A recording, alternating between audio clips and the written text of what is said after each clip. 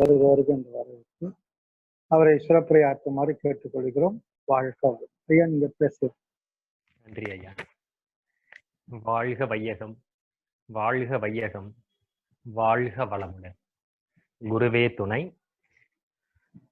அன்பர்களே, இன்றைய இந்த புனிதமான நல்ல தினத்திலே நாம் காந்த புராணம் எனும் தலைப்பை சிந்திக்கவிருக்கிறோம். இந்த தலைப்பு காந்த புராணம் அப்படின்னு நம்ம படிக்கும் பொழுதே 2 விஷயங்கள் நமக்கு அறிவுக்கு புலப்படும். ஒன்று, கந்த புராணம் என்று நம்முடைய முன்னோர்களில நூல்கள் எழுதியது ஞாபகத்துக்கு வரும். அப்ப பக்தி மார்க்கத்துல இருக்கிற கந்த புராணம் பிளஸ் அதை நம்ம ஒரு எழுத்து மாத்தி காந்த புராணம் அப்படின்னு வைக்கும் பொழுது மகரிஷியுடைய காந்த தத்துவம், மகரிஷியுடைய விஞ்ஞானபூர்வமான விளக்கம், இந்த 2ம் நம்முடைய சிந்தனைக்கு எட்டும். அப்போ இந்த இரண்டிற்கும் உள்ள தொடர்பு, ஒற்றுமை வேற்றுமைகள் பற்றி சிந்தித்து இப்படி வழி வழியாக முன்னோர்கள் சொன்ன ஞானத்தை தான் மகரிஷி அவர்கள் விஞ்ஞான முறையில் இன்று விளக்கி அதை நாம் அறிந்து கொண்டு இருக்கிறோம் அப்படிங்கிற ஒரு முடிவுக்கு வரக்கூடியதுதான் இந்த சிந்தனையுடைய இந்த தலைப்பே. இந்த காந்த புராணம் அப்படிங்கிறது முன்னோர்களுடைய அறிவு, அந்த காலத்துல அவர்கள் பாடல்களாக மறைபொருளாக அவர்கள் அறிவுக்கு எட்டியவரை எழுதிவிட்டு போனது. இந்த காலத்துல மின்சாரம் இது போன்ற ரசாயனம் போன்ற பல துறைகள வளர்ச்சி இருப்பதனால காந்த தத்துவத்தை எளிதாக விளக்கி மகரிஷி நமக்கு பிலாசபி ஆஃப் மேக்னட்டிசம் அப்படின்னு கொடுத்துருக்குறாங்க. ஸோ இதை பத்தி விரிவா நம்ம பார்க்க போறோம். இந்த காந்த தத்துவம் அப்படிங்கிறத உள்ள போய் பார்க்கறதுக்கு முன்னாடி நம்முடைய முன்னோர்கள்ல இந்த கந்தன் அப்படிங்கிற பெயர்ல என்னென்ன நூல்கள் எழுதியிருக்கிறாங்க அப்படிங்கிறத பார்க்கலாம். ஏன்னா கந்தன் அப்படிங்கிறது காந்தன் அப்படிங்கிற வார்த்தையில இருந்து வந்ததுதான் கந்தன் அப்படிங்கிற வார்த்தை. இத மகரிஷியே சொல்லியிருப்பாங்க. எங்கெல்லாம் நம்முடைய முன்னோர்கள் கந்தன் அப்படிங்கிற பேர்ல நூல்கள் எழுதியிருக்கிறாங்களோ அந்த நூல்கள்ல பல இடங்கள்ல அவங்க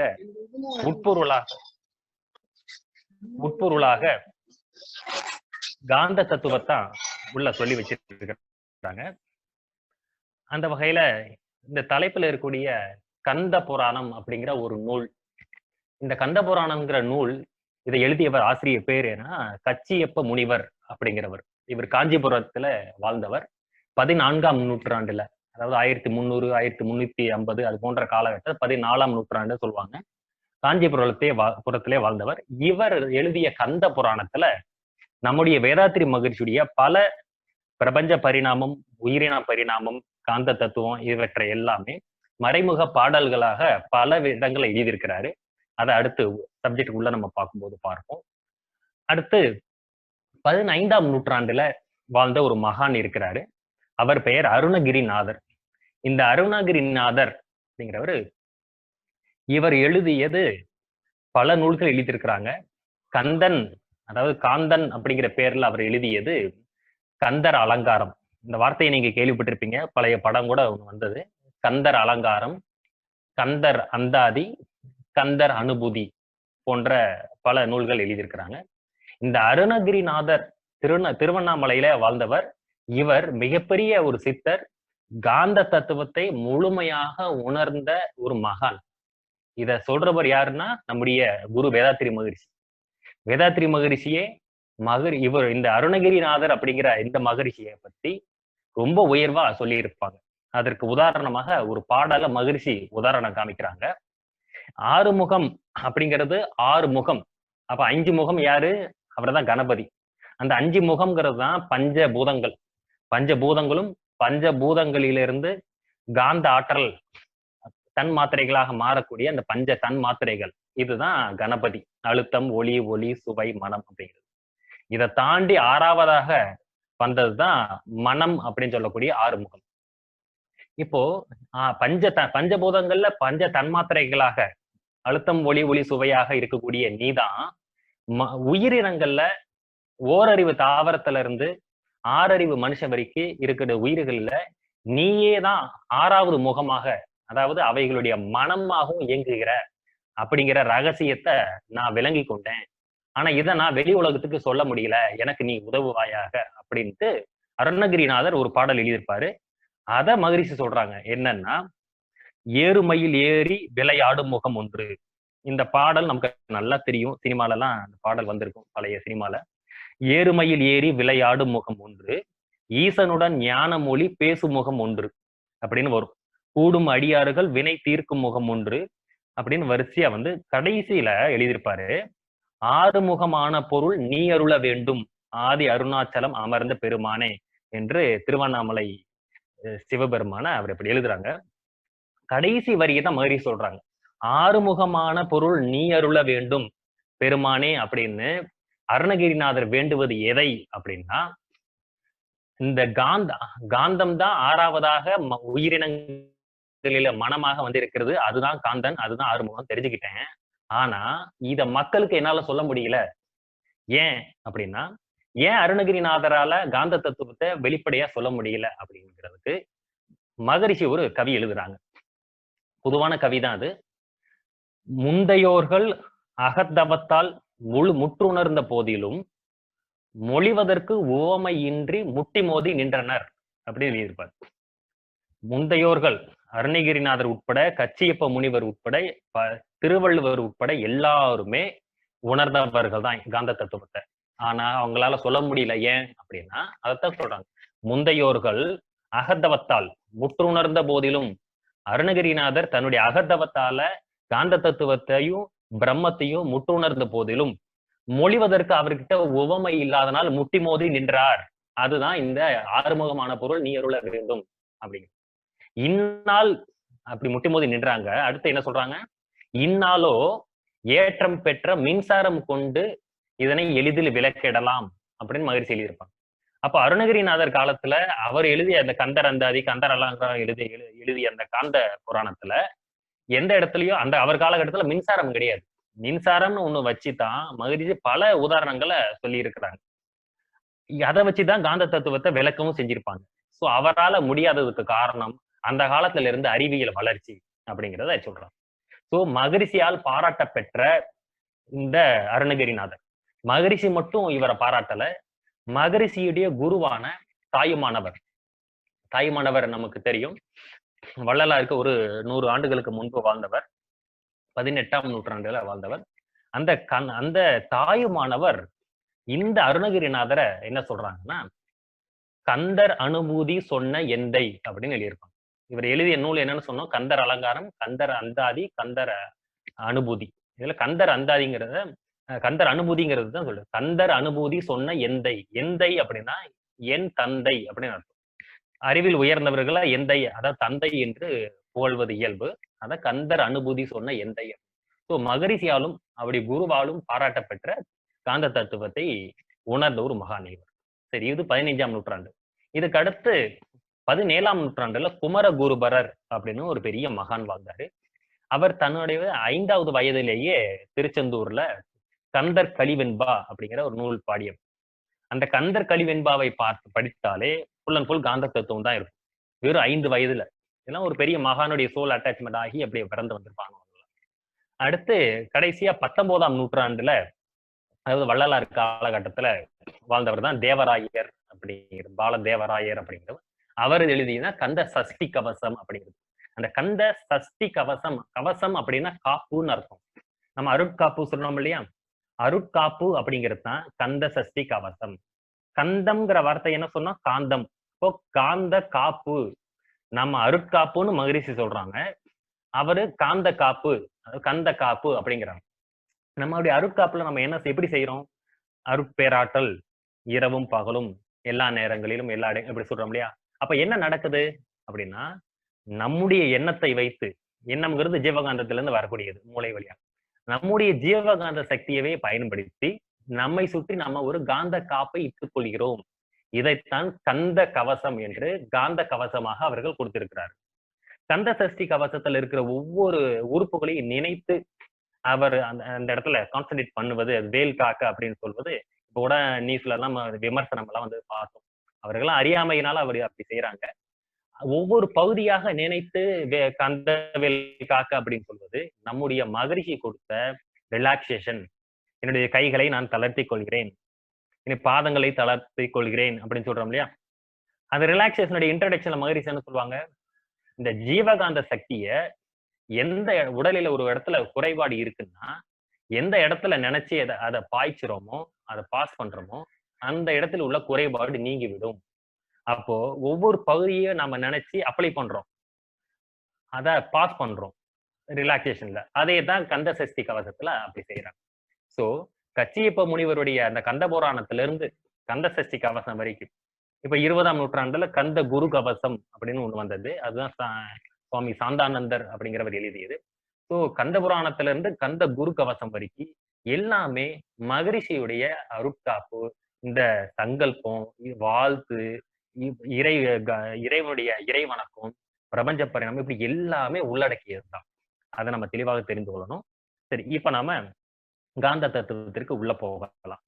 ஏன்னா இந்த இந்து சமயத்துல இருந்த முன்னோர்கள் ஒரு எவ்வளவு அறிவுபூர்வமான நூல்கள் எழுதியிருக்கிறாங்க அப்படிங்கறத நம்ம ஒரு தெரிந்து கொண்டு அதுக்கப்புறம் தலைப்புக்குள்ள போனா உங்களுக்கு ஈஸியா இருக்கும். மகரிஷி காந்த தத்துவத்தை புரிந்து. சரி, இப்ப நம்ம வேதாத்திரி மகரிஷியுடைய காந்த தத்துவத்தை இப்ப படிப்படியா பார்க்க போகிறோம். இத பக்தி மார்க்கத்தோடு சேர்ந்து அப்படியே ஒரு தொடர்ச்சியா பார்த்தா நம்முடைய அறிவுக்கு எளிதில நல்ல புலனாகும், அண்டர்ஸ்டாண்ட் ஆகும். அந்த வகையில இந்த இந்து சமயத்துல பல கடவுள்களை பாக்குறோம். சிவபெருமான், சக்தி, விஷ்ணு, கணபதி, ஆறுமுகம், இப்படி எல்லாம் வர்றதை பாக்குறோம். இத ஒவ்வொன்றும் மகரிஷியுடைய பேக்ரவுண்ட்ல இப்ப வச்சு ஒன்னா சிந்திக்க வைக்கிறோம். அதோடைய முடிவுல உங்களுக்கு காந்த தத்துவம் விளக்கப்படும். முதல்ல பாருங்க, சிவபெருமான், சிவன் தான் தலைமை கடவுள் அப்படின்னு சொல்லுவோம். இந்த சிவபெருமான் அப்படிங்கிறது என்னன்னா சிவம் அப்படிங்கிற சிவகலம் தான். சிவகலம் என்று சொல்லக்கூடிய சுத்தவெளி, வெட்டவெளி. நம்ம மன்றத்துக்கு வந்திருக்கிறோம். மன்றத்துக்கு வந்து தீட்சை பெற்று அருள்நிதி ஆகியிருப்போம், பேராசிரியர் ஆகிப்போம். இதனால நமக்கு நல்லா தெரியும் கடவுள் யாரு, தெய்வம் எங்க இருக்கு அப்படின்னு கேட்டா சுத்தவெளி தான் தெய்வம். சுத்தவெளியே தெய்வம் என்று துணிந்துரைப்போம் அப்படின்னு மாதிரி சொல்லுவாங்க. அஞ்சுவது ஏன் அறிவேதான் தெய்வம் என்று துணிந்துரைப்போம் அப்படின்னு சொல்லுவாங்க. இது இந்த பிரபஞ்ச கோல வடிவமான இந்த பிரபஞ்சத்தை தாண்டி அப்பால் சென்றால் சுத்தவெளி, எல்லையில்லாத சுத்தவெளி. அதுதான் பிரபஞ்சத்துக்கு உள்ளேயும் நிறைஞ்சிருக்கு. இதுதான் இறைவன். இந்த இறைவன் அப்படிங்கிற இந்த சிவம் அப்படிங்கிறத அந்த காலத்துல முன்னோர்கள் உணர்ந்தாங்க. ஆனா சுத்தவெளிதான் தெய்வம்னு சொன்னா அது ஏற்றுக்கொள்ளக்கூடிய அறிவு நிலையில மக்கள் இல்லை. அதன் காரணமாக அதை ஒரு மனிதனாக சொன்னாங்க. சிவபெருமான் அப்படின்னு ஒரு ஆண்பாளாக சொன்னாங்க. சிவம் அப்படிங்கிற வார்த்தைக்கு என்ன விளக்கம் அப்படின்னா சும்மா இருப்பது, வேற ஒண்ணுமே கிடையாது. சிவம் அப்படின்னா சும்மா இருக்கிறதுன்னு அர்த்தம். ஆக்ஷன் லெஸ் அப்படின்னு அர்த்தம். இப்ப சும்மா இருக்கிற ஒருத்தர் என்ன சொல்லுவான், இப்ப நான் பாட்டு சிவனேன்னு இருக்கிறேன், ஏன்பா என்ன டிஸ்டர்ப் பண்ற அப்படிம்போம். அப்போ எந்த ஒரு செயலையும் செய்யாமல் சும்மா இருக்கிறவனுக்கு பேரு சிவனேன்னு இருக்கிறது. ஏன்னா சிவம் சும்மா இருக்கிறாரு, அதுதான் சிவபெருமான். சரி, அடுத்த கதையில எப்படி வருது, இந்த சிவபெருமான் என்ன பண்றாரு, அவர் பார்வதியை உருவாக்குறாரு, அது சக்தி தேவியை உருவாக்குறாரு. இந்த கான்செப்ட் தான் இப்படி உருவாக்கி அவர் என்ன பண்ணுவார், அடுத்து தன்னில் பாதியாக இடம் கொடுப்பாரு. அதுதான் அர்த்தநாரி அப்படிங்கிறது. அந்த அர்த்தநாரீஸ்வரர் அப்படிங்கிறது முழுக்க முழுக்க காந்த தத்துவம். அதை நம்ம காந்த தத்துவம் சொல்லும் பொழுது உங்களுக்கு நான் சொல்றேன். இப்போ இந்த சிவபெருமான் தான் சக்தியை உருவாக்குறாரு அப்படிங்கிறது என்னன்னா, இந்த சிவகலம் என்னன்னா அது பாக்குறதுக்கு சும்மா இருந்தாலும், அது ஒன்றுமில்லாம சும்மா இருந்தாலும் அது நிஜமாகவே சும்மா இல்லை. அதுக்கு இல்ல, அதுக்குள்ளேயாகவே ஒரு ஆற்றல் இருக்கு. அந்த ஆற்றலுக்கு பேரு தண்ணீருக்கு ஆற்றல் அப்படின்னு. இப்ப நீங்க நினைப்பீங்க, என்ன வெறும் தண்ணீருக்கு ஆற்றல் சொல்றீங்க, தண்ணீருக்கு சூழ்ந்தழுத்தும் ஆற்றல் தானே மகரிஷி சொல்றாங்க. அப்படி இல்லை. முதல்ல ஒரு விண் உருவாவதற்கு முன்னாடி, ஒரு ப்ராடக்ட் வர்றதுக்கு முன்னாடி அந்த ஆற்றலுக்கு பேர் தண்ணீருக்கு ஆற்றல். இந்த சிவம் என்ன பண்ணுது, தன்னைத்தானே கம்ப்ரஸ் பண்ணிக்கிட்டு இருக்கு. அப்படி கம்ப்ரஸ் பண்றதுனால அது தானே நொறுங்கி ஒரு துகளாக மாறுது. அதுதான் விண் அப்படிங்கிறது. அந்த விண் தான் சக்தி அப்படிங்கிறோம். சோ சிவபெருமான் சக்தியை உருவாக்குனாரு, சக்திய உற்பத்தி பண்ணாரு அப்படிங்கிறது சிவகலம் என்று சொல்லக்கூடிய சுத்தவெளி தன்னுடைய தண்ணீருக்கு ஆற்றலால விண் அப்படின்னு சொல்லக்கூடிய அந்த உயிர் துகளாக, நுண்ணீர் துகளாக பரிணாமம் அடைகிறது. அதுதான் சிவன் சக்தியை உருவாக்குனாரு அப்படிங்கிறது, வேற எதுவுமே கிடையாது. இப்போ விண் அப்படிங்கிற ஒரு துகள் வந்துருச்சு, வந்ததுக்கு அப்புறம் தொடர்ந்து இந்த சுத்தவெளி அழுத்திக்கிட்டே இருக்குமா இல்லையா? அப்போ அழுத்தும் போதுதான் அதுக்கு பேரு தண்ணீருக்க சூழ்ந்தழுத்தும் ஆற்றல். இந்த ப்ராடக்ட் வர்றதுக்கு முன்னாடி அதுக்கு இருந்த பேரு தன்னிருக்க ஆற்றல், செல்ஃப் கம்ப்ரசிவ் ஃபோர்ஸ். ப்ராடக்ட் வந்த பிறகு, முதல் வின் தோன்றிய பிறகு வந்த பேர் தான் self compressive and surrounding pressure force அப்படிங்கிறது. இதை நம்ம உணர்ந்து கொள்ளணும். சரி, இப்போ இந்த வின் அப்படிங்கிற துகள் வந்துருச்சு. வின் அப்படின்னா என்னன்னா, இருக்கிறதுலயே மிகச்சிறிய ஒரு நுண் துகள். மகரிஷி இறை துகள் அப்படின்னு ஒண்ணு தனியா சொல்லியிருக்கிறாங்க. அதை நான் நம்முடைய இந்த ஸ்பீச்ல பிற்பகுதியில நான் சொல்றேன். அது முதலே உங்களுக்கு சொன்னா உங்களுக்கு கொஞ்சம் கன்ஃபியூஸ் ஆக வாய்ப்பு இருக்கு. ஆனா நம்முடைய இந்த ஸ்பீச்சை நீங்க நல்லா தெளிவா, ஒரு 1/2 மணி நேரம் இருக்கு, நீங்க நல்லா கவனமா கவனிச்சுக்கிட்டே வந்தீங்கன்னா உங்களுக்கு தெளிவா காந்த தத்துவத்தை நீங்க புரிஞ்சுக்கலாம். வேற வேலைகளை செஞ்சுக்கிட்டே நீங்க ஸ்பீக்கர் போட்டு கேட்டுக்கிட்டு அதுல புலப்படாது. முழுசா ஒதுக்கி வச்சுட்டு நீங்க உட்கார்ந்து கவனிச்சாதான் இது புரியும். சரி, இப்ப இந்த வின் அப்படிங்கிறது இருக்கிறதுல மிகச்சிறிய ஒரு துகள். இந்த வின் தான் இந்த சக்திகளம் முழுக்க நிறைஞ்சிருக்கு. இந்த பேரியக்க மண்டலம் முழுக்க நிறைஞ்சிருக்கு. இந்த விண்ணுடைய சேர்க்கை தான் பஞ்சபூதங்கள். இப்ப நம்முடைய கதையில எப்படி வருது?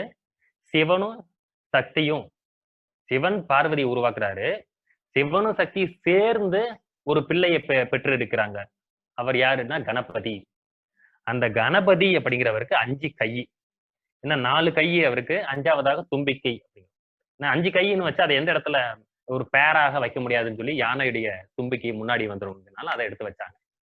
அப்போ இந்த 5 கை தான் பஞ்சபூதங்கள் அப்படின்னு முன்னோர்கள் வச்சாங்க. எப்படி சிவனும் சக்தி சேர்ந்ததுன்னா, சிவபன் சுத்தவெளி அப்படிங்கிற அந்த வெட்ட வெளியும், விண்துகள் அப்படிங்கிற அந்த சக்திங்கிற பார்வதியும் சேர்ந்து பஞ்சபூதங்களாக மாறுது. எப்படி அப்படின்னா, இப்படி பஞ்சபூதங்களாக மாறுவத, அதாவது கணபதியாக மாறுவதைத்தான் நம்முடைய மகரிஷி பிரபஞ்ச பரிணாமம் அப்படின்ட்டு விளக்குறாங்க. பிரபஞ்ச பரிணாமத்துல மகரிஷி என்ன சொல்றாங்க? சுத்தவெளியிலிருந்து விண் உருவாகுது. சுத்தவெளி அந்த ப்ரொபோர்ஷனை மகரிஷி சொல்றாங்க. அதை சொல்றதுக்கு முன்னாடி இன்னும் அந்த காம்பினேஷன் முதல் சொல்லிடுறேன். சுத்தவெளியிலிருந்து விண் உருவாகுது. விண்ங்கிறது நுண்ணிய துகள்கள். இந்த விண் துகள்கள் பலது சேர்ந்து கெட்டியானா அதுக்கு பேரு தான் காற்று அப்படிங்கிறது. சில காற்றையே நம்ம கண்ணால பார்க்க முடியாது. ஆனாலும் நீங்க பார்க்கலாம். இப்ப நீங்க காற்றை கொஞ்சம் அப்படியே உத்து கவனிச்சு பாருங்களேன். கொஞ்சம் அப்படியே ரவுண்டா கொத்து கொத்தா அணுக்கள் நகர்வது தெரியும். அதனால அது காற்று துகள்கள் தான், அணு துகள்களுடைய கூட்டு அது. ஆனா அதெல்லாம் கவனிச்சு பாருங்களேன், எல்லாம் உருண்டையாவே தான் இருக்கும். அப்போ விண்ணுடைய கூட்டு தான் காற்று. விண் உருண்டையா இருக்கும், தன்னைத்தானே சுத்தி கொண்டிருக்கும். அதனால விண் கூட்டாகிய அந்த எல்லா துகள்களும் இந்த பிரபஞ்சம் உள்பட, பூமி சூரியன் உள்பட எல்லாமே விண்ணின் கூட்டு. அதனால எல்லாமே சுத்திக்கிட்டு தான் இருக்கும். சரி, இந்த விண் துகள்கள் பலது சேர்ந்தா காற்று. சரி, இந்த காற்றுங்கிறது இன்னும் கொஞ்சம் கெட்டியானா, அதாவது இன்னும் பல துகள்கள், பல நுண் விண் துகள்கள் சேர்ந்துச்சுன்னா அதுக்கு பேரு தான் நெருப்பு அப்படிங்கிறது. அதாவது ஃபயர், அக்னிங்கிறோம். இந்த ஃபயருக்கு மகரிஷி ஒரு டெஃபனிஷன் தர்றாங்க. இந்த டெஃபனிஷன் இது வரைக்கும் எந்த சயின்டிஸ்டும் கொடுக்கவே இல்லை. அது என்னன்னா, நெருப்பு என்பது அழுத்த காற்று. அழுத்த காற்று தான் நெருப்புங்கிறாங்க. அதாவது காற்று தான் இன்னும் கெட்டியானா அது நெருப்பு. If the air is compressed it is called fire. இப்ப காற்றுக்கும் நெருப்புக்கும் எந்த வித்தியாசமும் கிடையாது, கொஞ்சம் டென்சிட்டி கூட ஆயிருது, அவ்வளவுதான். சரி, இந்த நெருப்பு இன்னும் இந்த நெருப்பும் காற்றும் சேர்ந்து இயங்குனா ஒரு கோர்வை ஆகிருச்சுன்னா அதுதான் நீர். நெருப்புக்கு மட்டும் இங்க ஆகுறது இல்லை, H2O சொல்றோம், ஹைட்ரஜன் ஆக்சிஜன்ங்கிறது. இதுல நெருப்பு துகள்களும் இருக்கு, இந்த காற்று துகள்களும் இருக்கு. தண்ணி எப்படி உருவாகுதுன்னு மகரிஷி சொல்றாங்க. காற்று துகள்களும் நெருப்பு துகள்களும் அதுக்குண்டான விண் துகள்கள், அந்த காம்பினேஷன், அந்த அந்த காம்போசிஷன் சொல்றோம் இல்லையா, அது இது ரெண்டும் சேர்ந்து இயங்கும் பொழுது ஒன்றின் இடத்தை இன்னொன்று நிரப்பிக் கொள்ளும் பொழுது அது ஒரு கோர்வையாகி நீராகி விடுகிறது. திரும்ப சொல்றேன், தண்ணி எப்படி உருவாகுது அப்படின்னா, அதாவது காற்று விண் துகள்களும் நெருப்பு விண் துகள்களும் இணைந்து செயல்படும் பொழுது ஒன்றின் இடத்தை இன்னொன்று நிரப்பிக் கொண்டு, இப்ப எப்படி பூட்டில் நம்ம சாவி போடும்போது இதோட இடத்தை அதை நிரப்பிக்குது இல்லையா, அது மாதிரி நிரப்பிக்கும் பொழுது பூட்டும் சாவியும் சேர்ந்த மாதிரி தானே இருக்கு. அது மாதிரி அப்படி ஒன்றின் இடத்தை இன்னொன்று நிரப்பும் பொழுது ஒன்றுக்கொன்று கோர்வையாகி நீராக, தண்ணீராக மாறிவிடுகிறது. அதுதான் தண்ணி. அடுத்து இந்த தண்ணி இன்னும் கெட்டியாச்சுன்னா, டென்சிட்டி அதிகமான அதுதான் நிலம். நீர் உறைந்த பக்குவமே நிலம். அது நம்ம ஃப்ரிட்ஜ்லயே பார்ப்போம். ஃப்ரிட்ஜ்ல தண்ணி கெட்டியாச்சுன்னா அதுதான் நமக்கு ஐஸ் கெட்டியா மாறுது நிலம். ஸோ தண்ணி தான் நிலமாச்சுன்னு நம்ம கண்ணால நம்ம பார்க்குறோம். அதே போலதான் இப்படி எல்லாமே பரிணாமம் தான். அதே காற்றும் நெருப்பு தத்துவம் சேர்ந்துதான் தண்ணீராகவும் மாறுது. அது நம்ம ஏசியில பார்க்கிறோம். ஏசியில நம்ம தண்ணியா ஊத்துறோம். ஆனா தண்ணி இல்லைக்காது இல்லையா? காற்றும் அங்க இருக்கிற மின்சாரம் இயக்கம், அந்த வெப்ப சக்திங்க காரணமாக ரெண்டும் சேர்ந்து அந்த இடத்துல தண்ணீர் உருவாகுது ஏசியில. சோ இப்படிதான் இதுதான் பிரபஞ்ச பரிணாமம். இந்த பிரபஞ்ச பரிணாமத்தை நம்முடைய கந்த புராணம் எழுதிய இந்த கச்சியப்ப முனிவர் எப்படி சொல்றாருன்னு பாருங்க. அவர் சொல்றதுக்கு முன்னாடி மகிழ்ச்சியுடைய அந்த ரேஷியோவை சொல்லிடுறேன். சொல்லிட்டு அதை பார்த்தா உங்களுக்கு ஈஸியா புரியும். மகிழ்ச்சி இப்ப இந்த பிரபஞ்ச பரிணாமத்தை சுருக்கமாக மகிழ்ச்சி ஒரு ரேஷியோ படி சொல்றாங்க. என்னன்னா 99% சுத்த வெளியும் 1% விண்ணும் சேர்ந்தா அதுதான் விண். ஏன்னா எழுதி வச்சுக்கோங்க, சிலருக்கு தெரியாம இருக்கலாம். இது 99% சுத்த வெளியும் 1% விண்ணும் சேர்ந்தா அதுக்கு பேரு தான் விண். சரியா? அடுத்து இந்த 98% சுத்த வெளியும் 2% விண் துகள்களும் சேர்ந்தா அதுக்கு பேர் தான் காற்று. இப்ப காற்றுன்னு நீங்க எடுத்துக்கிட்டா அதுல என்ன இருக்கணும், என்ன நினைக்கணும் நீங்க? இல்ல 98% சுத்த வெளி இருக்கு, இந்த 2% தான் விண் துகள்கள் இருக்கு. அடுத்து 97% சுத்த வெளியும் 3% விண் துகள்களும் சேர்ந்த ஒரு கலவை தான், ஒரு கூட்டு தான் நெருப்பு அப்படிங்கிறது. அடுத்து இந்த ஆர்டர் உங்களுக்கே தெரியும். 96% சுத்த வெளியும் 4% விண் துகள்களும் சேர்ந்தா அவர் தான் யாரு? நம்முடைய நீர், தண்ணி. அடுத்து கடைசியா உள்ளவர் 95% சுத்த வெளியும் 5% விண் துகள்களும் சேர்ந்தா அவர் தான் என்ன? நிலம் அப்படின்னு. இப்ப நம்ம நிலத்தை பாக்குறோம், ஒரு கல்லை பாக்குறோம். ஒரு கல்லை எடுத்து பார்க்கும் சிந்திக்கணும், இந்த கல் இவ்வளவு கெட்டியா இருக்குது, இவ்வளவு ஸ்ட்ராங்னு நினைக்கிறோம். ஆனா உண்மையாவே அது ஸ்ட்ராங் இல்ல. ஏன்னா அதுல மகிழ்ச்சி என்ன சொல்றாங்க, 95% சுத்த வெளி தான் இருக்கு, 5% விண் துகள்கள் தான். 5க்கே இவ்வளவு கெட்டி. சோ இந்த ஆர்டரை கந்த புராணம் எழுதிய கச்சியப்ப முனிவர் எப்படி சொல்றாரு பாருங்களேன். மண்ணில் ஓர் ஐங்குணமாகி வரிவான் எவன் அப்படிங்கிற, நீரிடை 4ஆய் நன்னி அமர்வான் எவன், தீயில் 3ஆய் நவிழ்வான் எவன், வழியில் 2 குணமாகி ஏய்வான் எவன், வானிடை 1ஆம் அண்ணல் எவன் அப்படிங்கிறது. அதாவது ஃபர்ஸ்ட் பாருங்க, மண்ணில் ஒரு 5 மாதிரி என்ன சொல்றாங்க, மண்ணுல எத்தனை சதவீதம்?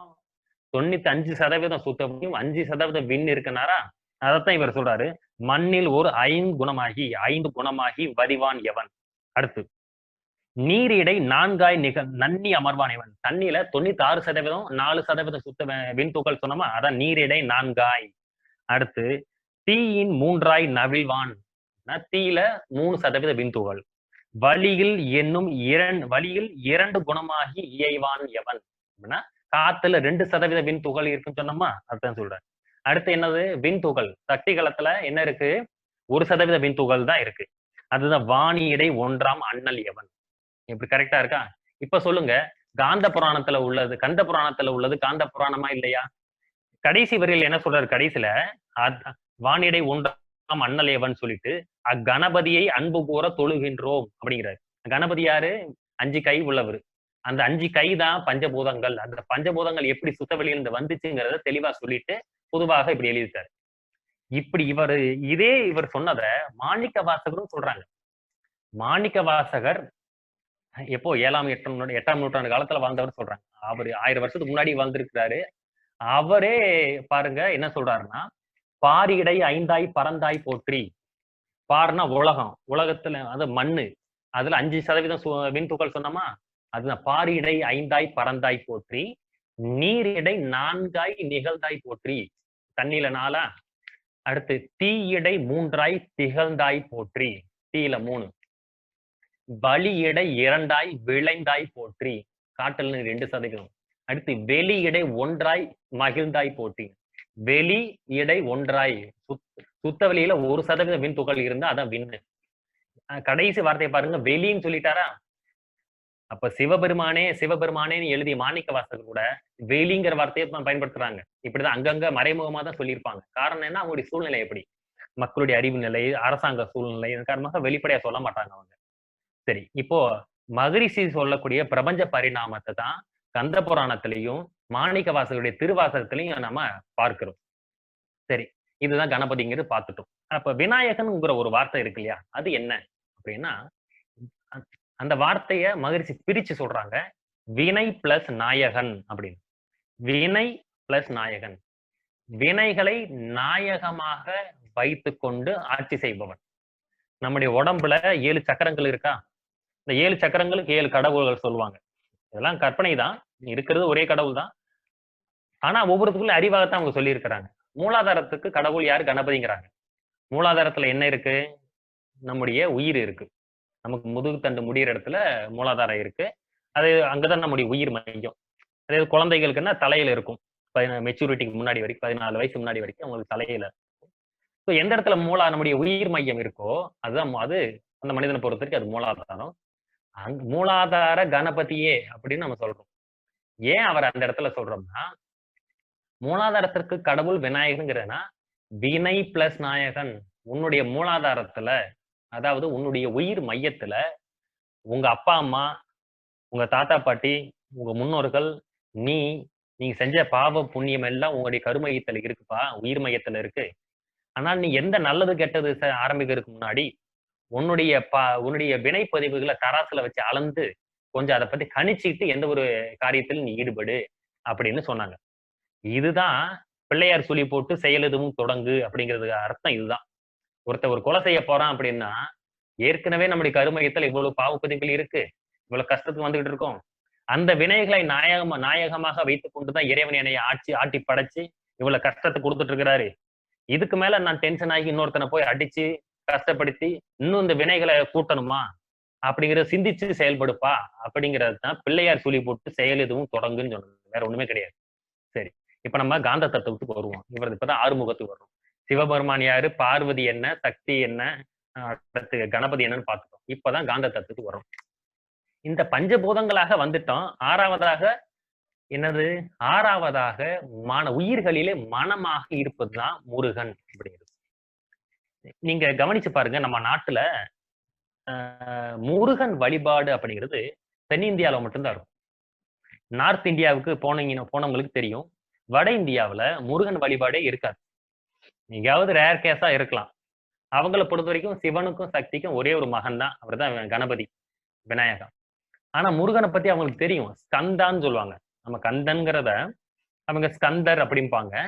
ஆனா அதை அவங்க முழுமையாக அதுக்குன்னு தனி வழிபாடெல்லாம் அதிகமா வைக்கிறது இல்லை, கம்மியா தான் இருக்கும்.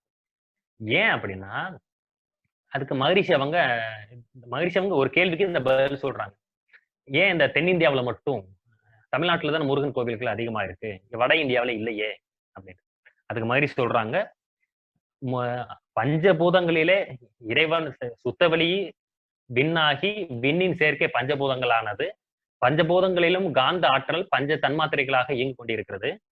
இது ஜட பொருட்களில இவ்வாறு இயங்குகிறது. இவற்றை தாண்டி உயிரினங்களில ஓரறிவுல இருந்து 6 அறிவு வரைக்கும் இருக்கிற உயிரினங்கள்ல இதே காந்த சக்தி தான் மூளை வழியாக செயல்படும் பொழுது மனமாக இயங்குகிறது. இந்த மனமாக இயங்குதுங்கிற இந்த தத்துவத்தை கண்டுபிடிச்சவங்க தென்னிந்தியாவில இருந்த சித்தர்கள் தான். தென்னிந்திய சித்தர்கள் கண்டுபிடிச்சதுனால தென்னிந்தியாவில மட்டும்தான் இந்த வழிபாடு இருக்கு. வட இந்தியாவுக்கு அதிகமாக பரவல. முக்கியமா தமிழ்நாட்டுல தான் இருக்கும். நீங்க கேட்கலாம், மலேசியால இருக்கு, சிங்கப்பூர் இருக்கு அப்படின்னு. அதெல்லாம் இங்க இருந்து போனவங்க செஞ்சதுதான் அது. மற்றபடி பெரும்பாலும் தமிழ்நாட்டுல தான் முருகன் கோவில் உண்டு. இந்த வழிபாடு அப்ப 6வதாக மனமாக மாறுகிறது. சரி, இந்த மனம் அப்படிங்கிறது தான் முருகன் அப்படிங்கிறது. கந்தன்கிற வார்த்தை காந்தன் அப்படிங்கிற வார்த்தையிலிருந்து வந்துச்சு. சரி, இந்த கந்தன்கிற முருகன் 6 முகம். ஏன்னா அண்ணனுக்கு இருக்குன்னு 5 கை சொல்லியாச்சு. இப்ப இவருக்கு 6 கைன்னு சொன்னா கொஞ்சம் வித்தியாசமா சொல்லணுமா இல்லையா? அதனால இவருக்கு 6 முகம் அப்படின்னு சொல்லிட்டாங்க. 6 முகம் அப்படின்னு சொல்லி கொஞ்சம் ஒரு யூனிக்னஸ், ஒரு தனித்தன்மை வேணுங்கிறதுக்காக வச்சாங்க. இந்த முருகன் சாதாரணமா இருக்கும்போது அவர் ஜெயிக்கல. அவர் எப்ப ஜெயிக்கிறாரு? அவர் கையில அன்னை கிட்ட வேல் வாங்கிதான் ஜெயிக்கிறாரு. சோ வெற்றிவேல் வீரவேல் அப்படின்னு, வெற்றிவேல் உற்ற துணை அப்படின்னு. வேல் கொண்டு இருந்த போது எப்படி ஜெயிக்கிறாருன்னா, மகரிஷி அவங்க இந்த வேல் தத்துவத்திற்கு விளக்கம் சொல்றாங்க. கந்தன் என்பது காந்தன் அப்படிங்கிற மனம் தான். நம்முடைய மனம்தான் முருகன். அந்த முருகன் கையில இருக்கிற வேல் என்னன்னா அந்த ஆயுதம். அதை பாருங்க, மேல ஷார்ப்பா இருக்கும், நடுவுல அகலமா இருக்கும், கீழே ஆழமா இருக்கா. இதுதான் வேல். அப்போ மனம் என்பது அறிவாக மாறணும் அப்படின்னு மகிழ்ச்சி சொல்லுவாங்க. மனம் மனமாகவே இருக்கக்கூடாது, மனம் அறிவாக மாறணும்பாங்க. அந்த அறிவு எப்படிப்பட்ட அறிவா இருக்கணும்? அத மகரிஷி அவங்க ஒரே ஒரு வார்த்தையில சொல்லுவாங்க. நம்முடைய மனம் அறிவாக மாறணும். எப்படிப்பட்ட அறிவாக மாறணும்னா பெர்ஸ்பிகாசிட்டி அப்படின்னு சொல்லுவார். இங்கிலீஷ்ல இதுக்கு பேரு பெர்ஸ்பிகாசிட்டின்னு பேரு. தமிழ்ல நுண்மான் நுழைப்புலன் அறிவு. இந்த வார்த்தையை மகிழ்ச்சி கொடுத்த வார்த்தை தான் இது, நுண்மான் நுழைப்புலன் அறிவு அப்படின்னு. இந்த பெர்ஸ்பிகாசிட்டி அப்படிங்கிற நுண்மான் நுழைப்புலன் அறிவு தான் முருகன் கையில, கந்தன் கையில இருக்கிற வேல். நம்முடைய அறிவு, மனம் அறிவாக மாறணும். அந்த அறிவு ஷார்ப்பா இருக்கணும், அகண்ட சிந்தனையோடு இருக்கணும், ஆழ்ந்த சிந்தனையோடு இருக்கணும். இதத்தான் அந்த இருக்கு. அப்போ மனம் எப்போ இந்த மாதிரி 3 திறங்களோட அறிவோடு இருக்கிறதோ அப்பதான் நமக்கு வெற்றி கிடைக்கும். எந்த காரியத்திலயும் நமக்கு சக்சஸ் கிடைக்கிறது அப்பதான் கிடைக்கும். அதைத்தான் வெற்றிவேல் வீரவேல், வெற்றிவேல் கிடைச்ச பிறகுதான் அவரு ஜெயிச்சாரு. அந்த வெற்றிவேல் இருந்தா நமக்கு அது ஒரு உற்ற துணை அப்படின்னா, நம்முடைய அறிவு கூர்மையாக இருந்தா அதுதான் நமக்கு உற்ற துணை அப்படிங்கறதுதான் முருகன். சரி, இப்போ உங்களுக்கு ஒரு பெரும்பாலும் இதை பத்தி ஐடியா கிடைச்சிருச்சு. சரி, இப்போ எக்ஸாக்டா காந்தங்கிறது என்னங்க? காந்தம் தான் இப்படி மாறுது, எல்லாம் சரிதான். ஆனா காந்தங்கிறது என்னதான் உங்களுக்கு புரியலையே அப்படிங்கறது உங்களுக்கு இப்ப நானு விண்ணில இருந்து ஒண்ணா சொல்றேன். இப்போ விண் அப்படிங்கறத இப்ப அந்த ஒரு பொருளை மட்டும் எடுத்துக்கோங்க. இதையும் இப்ப இதுல பல பெயர்களை நான் சொல்வேன், நீங்க எழுதி வச்சுக்கோங்க. ஏன்னா இப்ப இந்த பேசுற இந்த சப்ஜெக்ட், இன்னைக்கு நம்ம பேசுறது ஃபுல் அண்ட் ஃபுல் பிசிக்ஸ், அதாவது எலக்ட்ரானிக் சப்ஜெக்ட். இந்த சப்ஜெக்ட நான் பக்தி மார்க்கத்துல நம்ம சிவன் பார்வதி எல்லாம் கலந்து சொல்றதுனால தான் நம்ம அப்படியே அது கொஞ்சம் அப்படியே நம்ம கவனிக்க முடியும். வெறுமனே டைரக்டா பிசிக்ஸ் மட்டும் நம்ம பேசினா உங்களுக்கு போர் அடிச்சிடும். அதனால கலந்து உதாரணத்தோட நான் சொல்லிட்டு இருக்கிறேன். இப்போ இந்த வின் அப்படிங்கறத பத்தி ஒரு தெளிவான ஐடியா சொல்ல போறேன். அதுல இருந்து காந்தம் எப்படி வருதுன்னு தெரிஞ்சுக்கிட்டா பஞ்ச தன்மாத்திரைகள் என்ன, கந்தன் முருகன் என்னங்கிறது உங்களுக்கு ஃபுல் அண்டர்ஸ்டாண்ட் ஆகிடும். இப்ப கவனிங்க, வின் அப்படின்னா இதுக்கு பல விண்ணுன்னா என்னன்னு சொன்னோம், இருக்கிறதுலே மிக சிறிய ஒரு நுண்துகள், அவ்வளவுதாங்க. காற்றை விட அணு ரொம்ப சிறுசு. இந்த விண்துகள் அப்படிங்கிறது எப்படி இருக்கும்னா உருண்டையா இருக்கும். ஏற்கனவே என்ன சொன்னோம், பூமி உருண்டையா இருக்கு, சூரியன் உருண்டையா இருக்கு, ஏன் பிரபஞ்சமே உருண்டையா தான் இருக்கும். ஏன்னா எல்லாமே விண்ணின் கூட்டு. விண் உருண்டையா இருக்கும், அதனால எல்லாமே உருண்டை. சரி, இப்ப கேள்வி, ஏன் விண் உருண்டையா இருக்குன்னா அதுக்கு காரணம் தான் சுத்தவெளியின் தண்ணீருக்கு சூழ்ந்தழுத்தும் ஆற்றல். இப்போ நம்ம ஒரு ஃபுட்பால் பாக்குறோம், ஒரு ஃபுட்பால் வாங்குறோம்னா அந்த ஃபுட்பால் ரவுண்டா இருக்கா, உருண்டையா இருக்கு. அது அப்ப செய்யும் பொழுது எப்படி செஞ்சிருப்பாங்க, மோல்டு எல்லா சைடு மோல்டுல பிரஷர் கொடுத்திருந்தா தானே அந்த ஷேப்புக்கு வந்திருக்க முடியும். ஒரு பக்கம் பிரஷர் கொடுக்கலன்னா அந்த மோல்டு எல்லாம் ஒரு பக்கமா லீக் ஆகி அந்த ஷேப்புக்கு வருமா, வராது இல்லையா. அதே போல பூமி உருண்டையா இருக்கு, அணு உருண்டையா இருக்கு, விண் உருண்டையா இருக்குன்னா எல்லா சைடும் சுத்தவெளி அழுத்திக்கிட்டு இருக்குன்னு அர்த்தம். அதனாலதான் அது உருண்டையா இருக்கு. நமக்கு நம்பர்ஸ்ல சைபர்னு இருக்கு இல்லையா, சைபர் ஞாபகத்துல வச்சுக்கோங்க, அதுதாங்க விண்ணு. அந்த வெளியில ரவுண்டா இருக்கா, அதுதான் விண். உள்ளுக்குள்ள எம்டியா இருக்கா, அதுதான் சுத்தவெளி. இந்த சுத்தவெளி தன்னைத்தானே இறுக்கி கொண்டு ஒரு ப்ராடக்ட் ஆனது. அப்ப நம்மளை நாமே இறுக்கி கொண்டு ஒரு ப்ராடக்ட் வந்தா அதுக்குள்ள நாம தானே இருப்போம். இப்ப நம்முடைய உடலையே எடுத்துக்கோங்க, நம்முடைய உடலில் இருக்கிற உடல் ஆற்றல், இந்த ஃபங்க்ஷன் எல்லாம் இறுக்கி நம்முடைய கருமையத்துல நம்முடைய வித்துவில இருப்பாக வைக்கப்படுகிறது. இந்த வித்துவில இருந்து ஒரு பிள்ளை, ஒரு குழந்தை வரும் பொழுது அந்த பிள்ளை நம்மளை போன்றதானே இருக்கு. நம்ம கேரக்டர், நம்முடைய பிசிக்கல், மென்டல் எல்லாமே அந்த குழந்தைகிட்ட இருக்கு இல்லையா. அப்ப என்னன்னா நம்முடைய ஜெராக்ஸ் காப்பி, நாம தான் மறுபிரிவு எடுத்திருக்கோம். நாம் தான் நம்முடைய வித்துவில சுருங்கி மீண்டும் விரிகிறோம் பிள்ளைகளாக. அதைத்தான் இந்த இடத்துல சொல்றாங்க, சுத்தவெளியே தன்னுடைய விண்ணுக்குள்ள சுருங்கி இருக்கிறது, அதுதான் சைபர் அப்படிங்கிறது. சிதம்பரம் கோவில்ல நீங்க நடராஜருடைய சிலையை பார்த்திருப்போம். நடராஜருடைய வடிவம் தான் விண்ணின் வடிவம். அவர் சுத்தி இருக்கிற ரவுண்டு தான் விண்ணு, உள்ளுக்குள்ள இருக்கிறது தான் சுத்தவெளி. சரி, அப்ப இந்த விண்ணுக்கு வேற என்ன பேருன்னா அணு அப்படின்னு சொல்லுவாங்க. விண், அணு, அப்புறம் ஆட்டம் அப்படின்னு இங்கிலீஷ்ல பேர். இப்ப உங்களுக்கு ஒரு டவுட் வரும், சயின்டிஸ்ட் வேற எல்லாம் சொல்றாங்க. ஏன்னா சயின்டிஸ்ட் சொல்றது ஒரு குடும்பத்தை தான் அணுன்னு சொல்லுவாங்க, அதாவது விண்னு சொல்லுவாங்க. அவங்கள பொறுத்த வரைக்கும் புரோட்டான், எலக்ட்ரான், நியூட்ரான், நியூக்ளியஸ் இப்படின்னு ஒரு குரூப்பை தான் சொல்லுவாங்க. ஆனா அந்த குரூப்லயே எது ரொம்ப சின்னதா இருக்கோ அதுக்கு பேர் தான் விண் அப்படின்னு சித்தர்கள் சொல்றாங்க. உதாரணமாக இப்ப நம்ம சூரிய குடும்பத்தை எடுத்துக்கோங்க. சூரியன்ல இருந்து சனிக்கு இவ்வளவு கோள்கள் இருக்கு இல்லையா? இந்த குடும்பத்தை தான் அவங்க அணுன்னு சொல்லுவாங்க. அதுல சந்திரன் மட்டும் சின்னதா இருக்கு இல்லையா? அப்ப அதுதான் விண், அதுதான் அணுன்னு சித்தர்கள் சொல்றாங்க. இதை ஏன் சொல்றேன்னா, சயின்டிஸ்ட் சொன்னதை இனிமே நீங்க மறந்துருங்க. மகரிஷியும் சித்தர்களும் எதை அணுன்னு சொல்றாங்களோ அதை மட்டும் நீங்க இப்ப ஞாபகத்துல வச்சுக்கோங்க. இருக்கிறதுல மிக சின்ன ஒரு பாட்டுக்கு அதுதான் விண். ஓகே. இந்த விண்ணானது தன்னுடைய கூட்டினால மிச்ச 4 பூதங்களாக இருக்கு. நம்ம உடம்புலையும் இந்த விண் தான் உயிராக இயங்கிக் கொண்டிருக்கிறது. சரி, இந்த விண்ணானது தன்னைத்தானே சுத்திக்கிட்டு இருக்கா? இப்பதான் காந்தத்தை பத்தி சொல்ல போறேன். தன்னைத்தானே சுழன்று ஒரு பொருள் சுத்திக்கிட்டு இருக்குன்னா அந்த பொருளிலிருந்து அலைகள் வரும். எந்த ஒரு பொருள் தன்னைத்தானே சுற்றி கொண்டிருந்தாலும் அதுல இருந்து அலைகள் வந்து கொண்டே இருக்கும். அந்த அலைகள் வெளியில போயிட்டே இருக்கும். அது வெளியில போற அலைகள் குறிப்பிட்ட இடத்துல முடியணுமா இல்லையா? இப்ப விண் சுத்திக்கிட்டே இருக்கு. சைபர் ஞாபகத்துல வச்சுக்கோங்க. நடராஜருடைய வட்டத்தை ஞாபகத்துல வச்சுக்கோங்க. சுத்திக்கிட்டே இருக்கிறாரு அவரு. அதுல இருந்து வேவ்ஸ் போய்கிட்டே இருக்கு. போறது என்ன எண்ட்லெஸ்ஸா போயிட்டே இருக்குமா? நிக்கும் இல்லையா? அது எங்க நிக்குதோ அந்த இடத்துல ஒரு கரைசல் ஏற்படுது. அதாவது வெளியில வரக்கூடிய அலைகளும் சுத்தவெளி அது எல்லா இடத்துலயும் இருக்கா? அப்ப விண்ணிலிருந்து வெளியில வரக்கூடிய அலைகள் தற்சுழற்சியினாலே வெளியில வரக்கூடிய அலைகள் சுத்தவெளியிலே பரவி கரையும் பொழுது உருவாகக்கூடிய ஒரு சக்திக்கு பெயர் தான் காந்தம். இப்போ திரும்பவும் சொல்றேன், விண் சுழன்று கொண்டே இருக்கிறது. இதுல இருந்து அலைகள் வெளியில வந்து கொண்டே இருக்கிறது. எந்த ஒரு பொருள் சுழன்றாலும் அலைகள் வெளியில வரும். இது சுத்தவெளியில் பயணம் செய்து கொண்டே இருக்கிறது. எந்த ஒரு தூரத்துக்கு தாண்டி அதால போக முடியலையோ அந்த இடத்துல அது கரைய ஆரம்பித்து விடுகிறது. அந்த கரையும் பொழுது சுத்தவெளியிலே ஒரு ஆற்றல் ஏற்படுகிறது. அந்த ஆற்றலுக்கு பேரு தான் காந்தம் அப்படிங்கிறது. அப்ப காந்தம் அப்படின்னு சொன்னா உங்க மனசுல 2 ஞாபகத்துக்கு வரணும். என்னன்னா, விண்ணிலிருந்து வரக்கூடிய அலைகள் பாதி, சுத்தவெளி பாதி.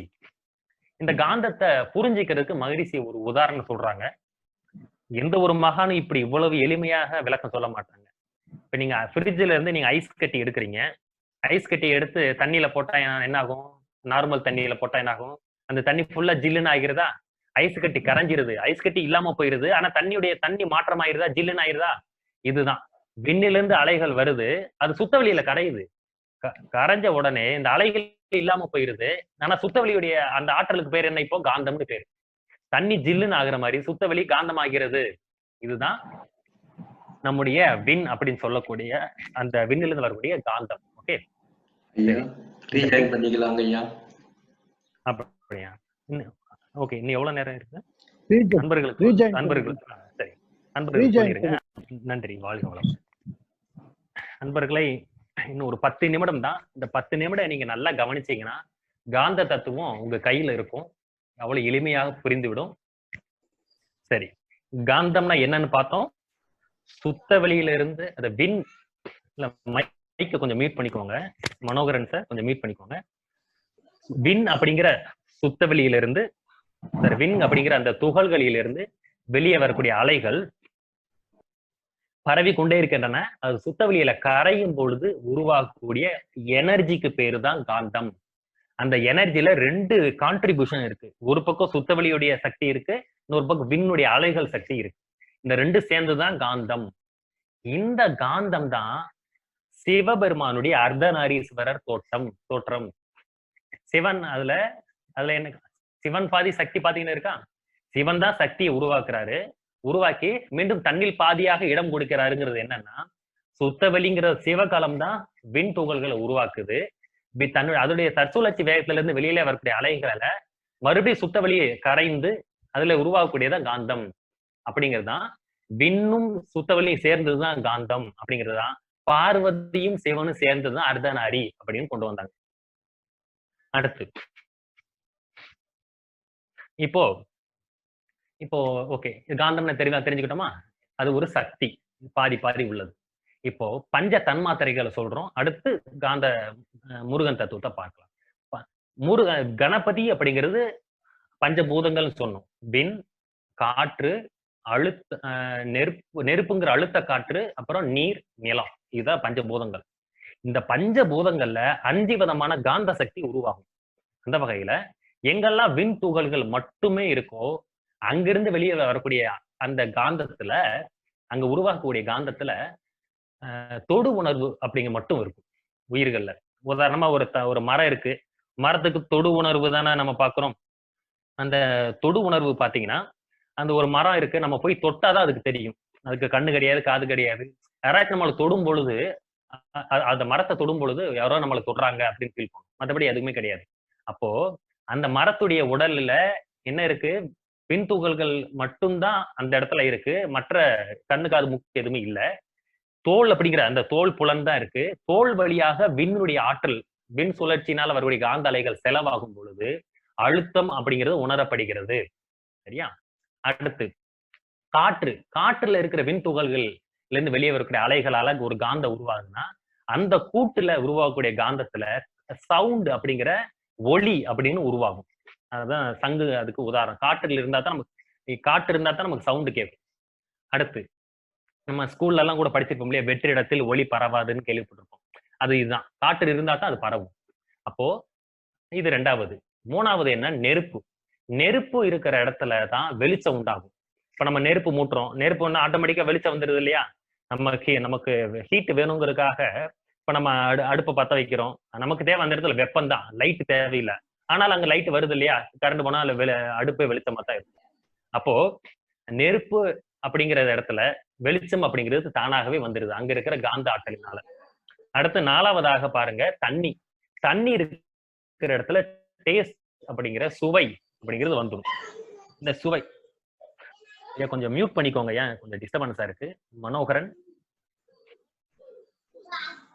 இப்போ இந்த 4வது தண்ணியில இருக்கக்கூடிய காந்த சக்தி தான் இந்த சுவையாக மாறுகிறது. அடுத்த 5வதாக நிலம், மண். மண்ணுல இருக்கிற விண் துகள்களுடைய கூட்டம் தான் அதுல உருவாகக்கூடிய காந்த சக்தி. அதோடைய அலைகள் சுத்த வெளியில கரையும் பொழுது உருவாகக்கூடிய ஒரு ஆற்றல் தான் ஸ்மெல் அப்படின்னு சொல்லக்கூடிய மனம் அப்படிங்கிறது. வெறும் தண்ணிக்கு ஸ்மெல் கிடையாது. தண்ணியில நம்ம ஏதாச்சும் ரசாயனத்தை கலக்கினா தான் அந்த தண்ணிக்கு ஸ்மெல் வருமே தவிர வெறும் தண்ணிக்கு ஸ்மெல் கிடையாது. ஆனா தண்ணிக்கு டேஸ்ட் இருக்கும். அதே போல மண்ணுல தான் ஸ்மெல் அப்படிங்கிற இது வரும். இப்ப மண் வாசனை இருக்கு இல்லையா? மழை பெஞ்சா மண் வாசனை வருது இல்லையா? அதெல்லாம் வாசனைங்கிற காந்தம் அது. அப்போ கணபதி தத்துவத்தை தெளிவா தெரிஞ்சுக்கிட்டோம். பஞ்சபூதங்களும் அதுல உருவாக்கக்கூடிய பஞ்ச தன்மாத்திரைகள். அப்ப விண்ணிலிருந்து அழுத்தம் உருவாகுது, காற்றில இருந்து சவுண்ட் உருவாகுது, நெருப்புல இருந்து லைட் உருவாகுது, தண்ணியில டேஸ்ட் உருவாகுது, நிலத்துல வாசனை ஸ்மெல் உருவாகுது. இது தெரிஞ்சுக்கோங்க. இதெல்லாம் காந்தம் தான். அடுத்து 6வதாக மனமாக மாறுகிறது. உயிர்கள்ல ஓரறிவுல இருந்து 6 வரைக்கும் இருக்கிற உயிரினங்களை மனமாக மாறுகின்றான் இறைவன். எப்படி அப்படின்னா, இப்ப நம்மளையே உதாரணம் எடுத்துக்கோங்க. நம்ம உடம்புல நமக்கு மனம் இருக்கு, உயிர் இருக்கு, மனம் இருக்கு.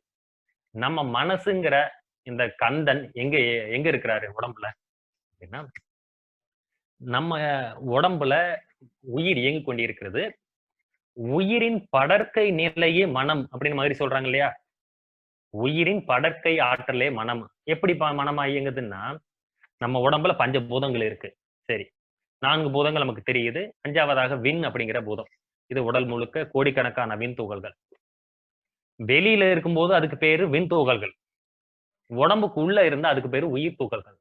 இந்த 2க்கு உண்டான ஒற்றுமையை நீங்க வித்தியாசத்தையும் ஒற்றுமையும் நல்லா கவனிச்சுக்கோங்க.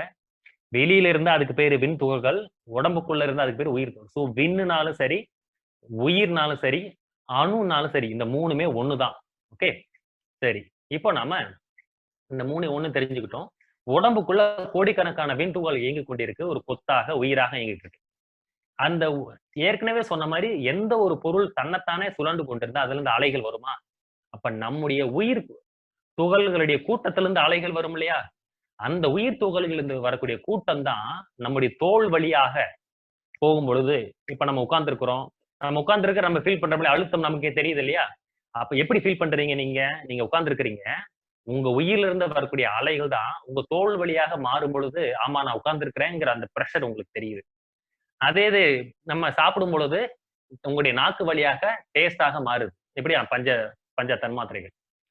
இதே உயிர்ல இருந்து வரக்கூடிய அலைகள் தான் நம்முடைய மூளை, நம்முடைய பிரெயின் வழியாக இயங்கும் பொழுது மனமாக மாறிவிடுகிறது. நம்முடைய மனம் உருவாகும் இடம் எதுன்னு கேட்டா நம்முடைய மூளை.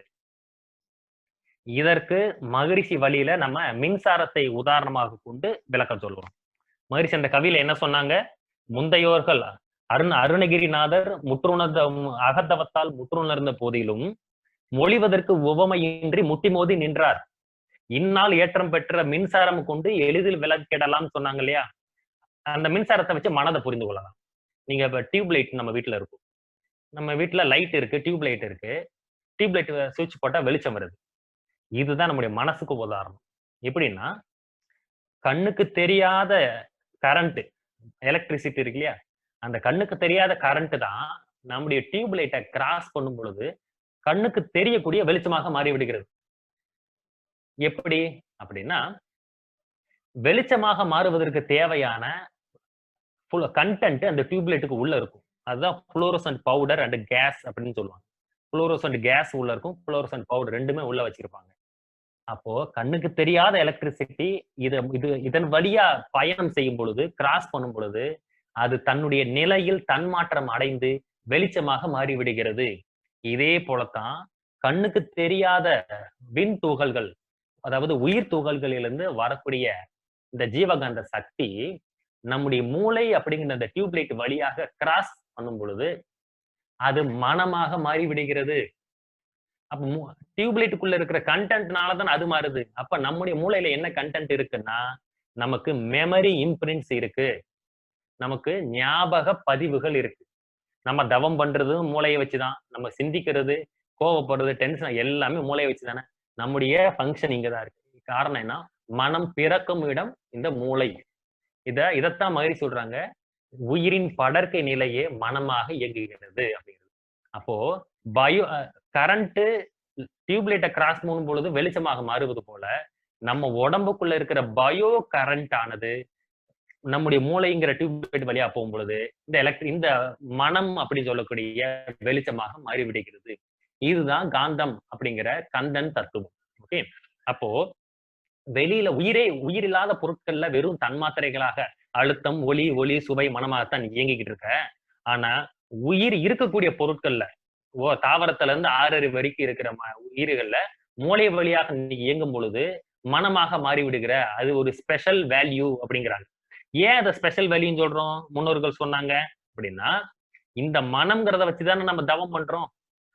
நம்ம அறிவுல முழுமை பெறது தவத்தை இந்த மூளையை வச்சுதானே, மனதை வச்சுதானே.